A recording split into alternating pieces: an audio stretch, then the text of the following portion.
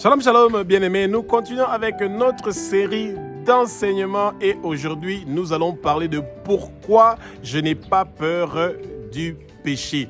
Pourquoi j'ai pas peur de péché et que pense Dieu de cette chose-là. Eh bien, bien-aimés, le peuple de Dieu doit comprendre que le Seigneur veut que nous ayons une discipline de la pureté.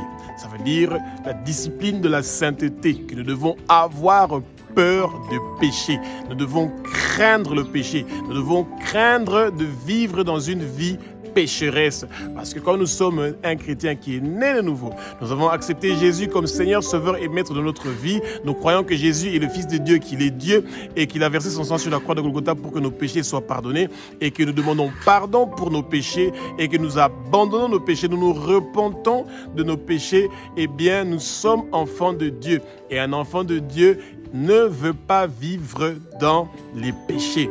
Et c'est ça qui rend les choses assez compliquées. Et le monde d'aujourd'hui est sous la domination du péché. Et c'est pour ça que le peuple de Dieu a des difficultés de pouvoir comprendre l'importance d'être dans la présence du Seigneur pour que nous puissions être loin des idées qui peuvent nous éloigner de lui et de penser au péché.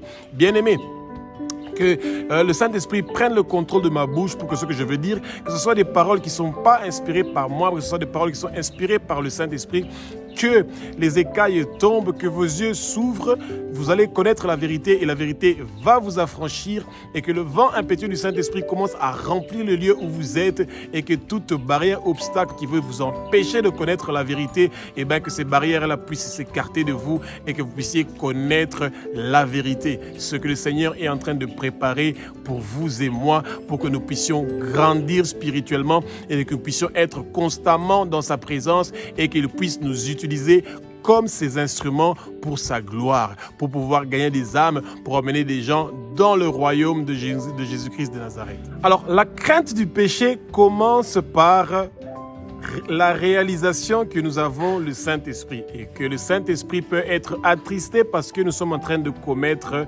le péché. Et l'arme moderne que le Satan est en train d'utiliser en ce moment-ci, eh ben, c'est le téléphone. Le téléphone est une arme très dangereuse que le Satan est en train d'utiliser et c'est tellement naïf. Bien aimé, quand vous entrez dans une maison où il y a une famille de 5 personnes, il y a minimum 10 téléphones. Et dans ces téléphones-là, le peuple de Dieu commence à lire la Bible dedans. Et au même moment où ils sont en train de lire la Bible, eh bien, les messages qui sont en train de piper, qui sont en train de sortir, le téléphone, ils amènent ça dans la toilette, ils mettent la musique quand ils sont en train de se laver, ils ont leur téléphone dans la cuisine quand ils sont en train de préparer, ils ont leur téléphone à leur travail, ils recyclent à se concentrer de leur travail à cause du téléphone. Et souvent, les images que nous voyons dans les réseaux sociaux ont beaucoup de traits à la sensualité, à la sexualité et on commence à banaliser les pranks, les mensonges. Ça veut dire qu'on encourage les enfants à mentir. Ça veut dire que les enfants ne doivent plus avoir la crainte de mentir. Les pranks, comme on les appelle, ou des blagues, ou des mensonges, ou des comédies, où on est en train de parler de la sexualité, où on est en train de montrer des exemples sur le sexe, etc.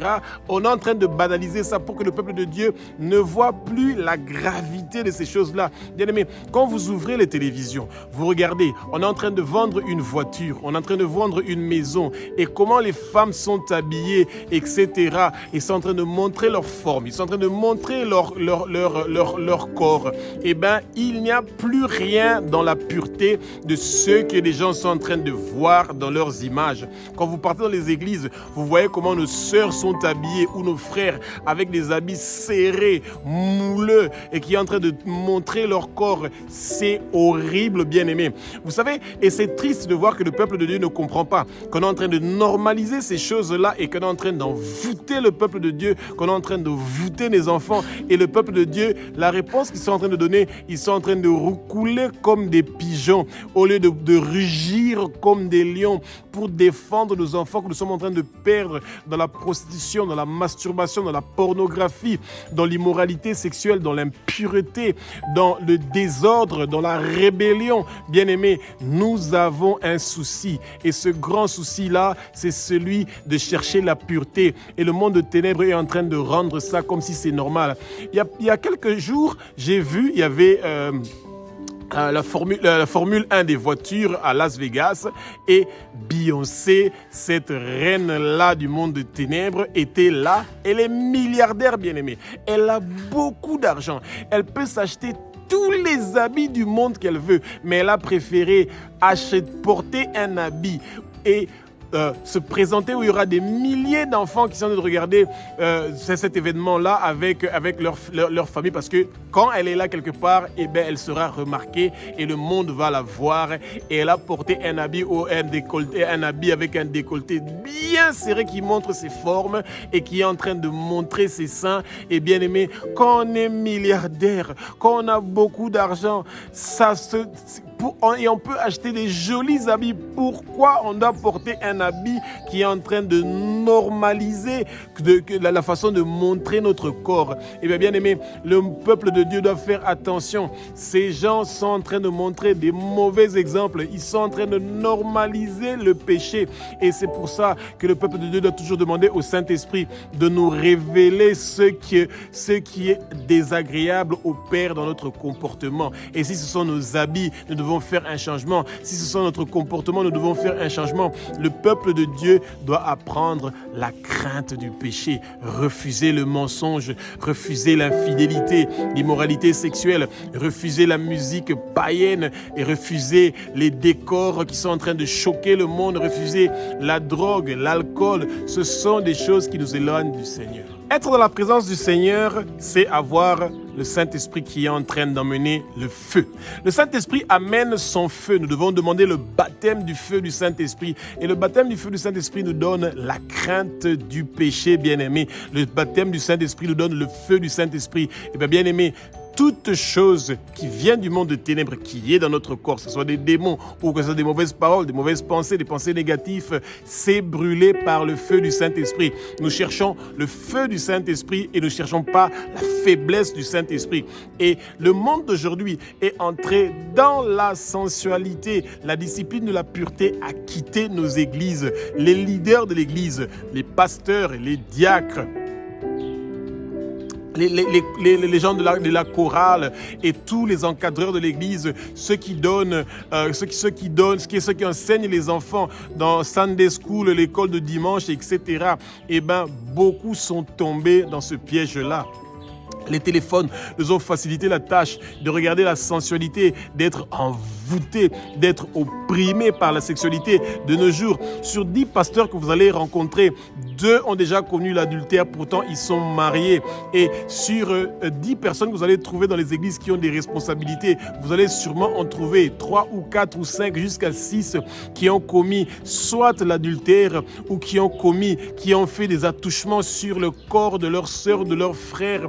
Eh bien, la sainteté s'est éloignée même de nos églises. Les paroles que les chrétiens commencent à utiliser, les insanités, et ils amènent les mots qu'ils entendent en dehors de l'église, ils amènent ça à l'église. Un musicien qui parle de « si tu n'as pas fait ceci de la vie, échec », ils amènent ça dans l'église et ils ne voient pas le mal. Ils copient ce qui est dans le monde, ils amènent ça dans l'église et ils sont en train de copier. Le peuple de Dieu, quand vous êtes un chrétien né de nouveau, vous arrêtez les choses anciennes et vous commencez une nouvelle vie. Une vie où vous voulez être dans la sainteté, la sanctification, la pureté. Et c'est vrai que quand vous commencez à parler de ces choses-là, de la sanctification, et que c'est le message de votre église et vous parlez du retour de Jésus-Christ, bien-aimés, soyez rassurés, votre église va se vider en quelques minutes. Pourquoi? Parce que le peuple de Dieu veut une église où il y a la paresse, tout. Homme de Dieu, j'ai ce problème. Pasteur, priez pour moi. Maman, pasteur, priez pour moi. Et ils sont en train de regarder des heures sur les réseaux sociaux. Leur pasteur a porté tel habit. Likez. Ils ont chanté telle chanson. Likez. Eux, ils sont en train d'arranger leur vie. Ils vivent dans de bonnes conditions. Et le peuple de Dieu est en train de souffrir. Et le peuple de Dieu ne veut pas se donner la discipline de la pureté. La discipline de la pureté, c'est celui de vouloir être distingué. Quand les gens vous voient, quand les gens vous entendent en train de parler, ils sentent la lumière, qu'il y a la puissance du Seigneur en vous. Et ce n'est pas vous qui allez les convaincre d'arrêter le péché, mais le Saint-Esprit va faire ce travail-là pour vous. La discipline de la pureté n'est plus le thème favori de nos églises. Bien-aimés, au moment où nous pensons que nous avons la paix dans notre vie, nous avons le repos, c'est le moment où il faut faire très attention. 2 Samuel au chapitre 11 nous parle de l'histoire de David. David, l'homme selon le cœur de Dieu. Eh bien, David a connu des moments très difficiles et très compliqués. Je vous conseille de lire 2 Samuel au chapitre 11 et de continuer à lire jusqu'à ce que vous allez bien saisir l'histoire de David. Eh bien, David a fait beaucoup de choses que le Seigneur voulait. Il était un guerrier, il était un roi merveilleux, mais au moment du repos, il est tombé dans sa faiblesse, dans les désirs de sa chair avec Bersheba. Eh bien, il était en train de se reposer au moment où les autres étaient à la guerre, au moment où les autres sont en train de prier, au moment où les autres sont en train de chercher à connaître la parole. Vous êtes distrait avec votre téléphone, vous êtes distrait dans les rumeurs, dans les congossas, et ces choses-là ne sont pas en train de vous bâtir. Vous continuez à boire du lait et au lieu de manger de la nourriture qui est solide, bien aimé. Et qu'est-ce que David a fait? Eh bien, David était en train de se promener sur la terrasse et de regarder comment il avait bâti cette belle ville-là de Jérusalem, et il a vu sur le toit, parce qu'il faisait très chaud, il a vu Bersheba, et c'était la femme de son général Uri qui était au front en train de se battre. Bien aimé, la suite vous la connaissez. Il a commis et l'adultère, il a commis et le meurtre, et il a eu l'inceste dans sa famille, et c'est des choses qui sont horribles. Bien aimé, quand nous n'avons pas la discipline de la pureté, qui est quelque chose qui est très difficile, pourquoi? Parce que le péché domine le monde. Eh bien, nous allons toujours être confrontés à beaucoup de difficultés. Le peuple de Dieu doit se réveiller. Si ces choses-là sont arrivées à un grand homme de Dieu comme David, eh bien, ça peut nous arriver à nous tous. Mais quand David avait vu Bersheba, qu'est-ce qu'il devait faire pendant ce moment-là? Continuer à observer Bersheba ou faire comment? Il devait fuir. Et le peuple de Dieu aujourd'hui, ils sont les premiers consommateurs de la pornographie. Ils sont les premiers consommateurs de la masturbation. Ils sont les premiers consommateurs de l'infidélité dans les couples. Eh bien, la discipline de la pureté les a quittés. Ils n'ont plus la crainte du péché. Ils n'ont plus la crainte de Dieu. Ils pensent que Dieu est leur ami parce qu'ils voient qu'ils ne sont pas en train de mourir. Et chaque fois ils se répètent, chaque fois ils se répètent eux-mêmes, ils se disent, eh bien, le Satan avait dit à Ève et à Adam, eh bien, si vous mangez le fruit de l'arbre qui se trouve au milieu du jardin, eh bien, vous n'allez pas mourir, au contraire, vos yeux vont s'ouvrir. Eh bien, oui, bien-aimés, quand vous êtes occupé avec votre téléphone et en train de regarder la pornographie et toutes ces histoires-là de sensualité, des histoires qui sont en train de vous pousser à avoir la haine envers les autres, à avoir l'esprit de critiquer les autres, eh bien, bien-aimé, c'est votre mort spirituelle. Le Saint-Esprit va s'affaiblir en vous au lieu que son feu soit en train de brûler en vous. Thessaloniciens 4, 3, 8 nous parle de s'abstenir de l'inconduite. Alors, l'inconduite, ça veut dire que nous devons refuser les choses qui n'honorent pas Dieu. Et quand nous sommes en train de pécher, nous ne sommes pas en train d'honorer Dieu, nous sommes en train de le déshonorer et nous ne sommes pas un exemple. Et c'est dommage. Et il ne faut pas faire des péchés consciemment et se dire que tout à l'heure, je veux me mettre à genoux et je veux demander pardon et je serai pardonné. Ça ne fonctionne pas comme ça, bien-aimé. Et c'est pour ça que le peuple de Dieu doit se réveiller, de chercher à enlever l'inconduite dans nos vies. C'est quelque chose qui nous empêche de pouvoir réussir et de prospérer. Nous devons chercher à mettre de l'ordre dans notre vie. Bien-aimé, quand vous partez dans une église ou vous partez voir des hommes de Dieu, soyez honnête envers vous-même pour leur dire que peut-être que vous vivez ensemble et que vous n'êtes pas mariés, que peut-être que vous faites un travail qui n'est pas bien selon le Seigneur et que vous n'êtes pas en train de gagner votre vie honnêtement, eh bien, vous devez expliquer ces choses-là avant qu'on commence à prier pour vous. Et de nos jours, les hommes de Dieu ne posent même pas la question de savoir d'où vient votre argent, comment vous faites pour gagner votre vie, etc.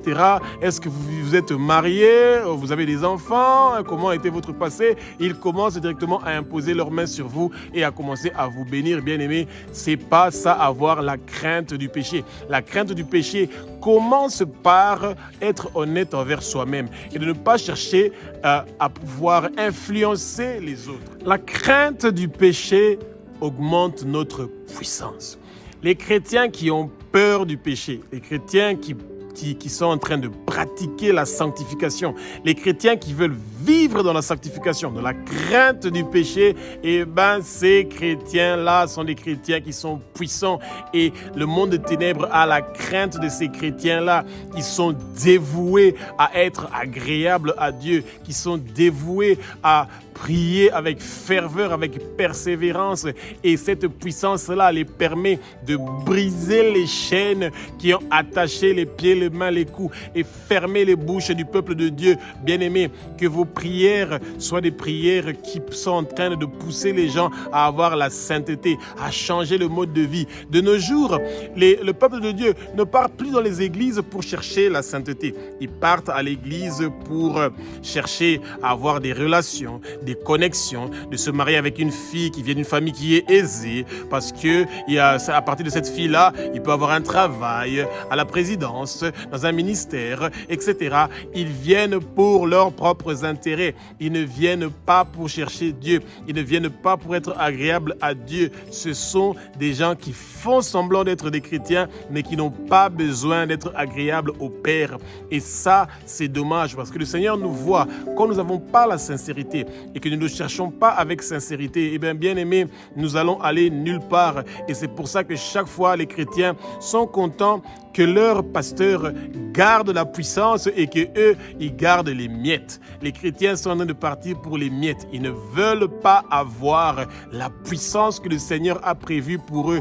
Pourquoi? Parce qu'ils fuient la discipline de la pureté. Ils fuient la discipline de vivre dans la sainteté. Et ça, c'est dommage. Et il y a aussi des hommes de Dieu qui parlent de la sainteté, mais qui ne veulent pas eux-mêmes appliquer cette sainteté-là. Et c'est pour ça que vous voyez que la fornication, l'adultère, les divorces, les remariages, toutes sortes de péchés, les escroqueries, les mensonges et beaucoup d'impureté et d'immoralité sexuelle sont venus se loger dans nos églises parce que on a minimisé les dégâts que les péchés peuvent faire dans notre vie. J'espère que vous avez appris quelque chose et que cette discipline de la pureté va pouvoir changer votre vie et que vous allez avoir la crainte du péché et que vous allez chercher à emménager votre vie de façon à être dans l'ordre qui va vous permettre de pouvoir grandir spirituellement.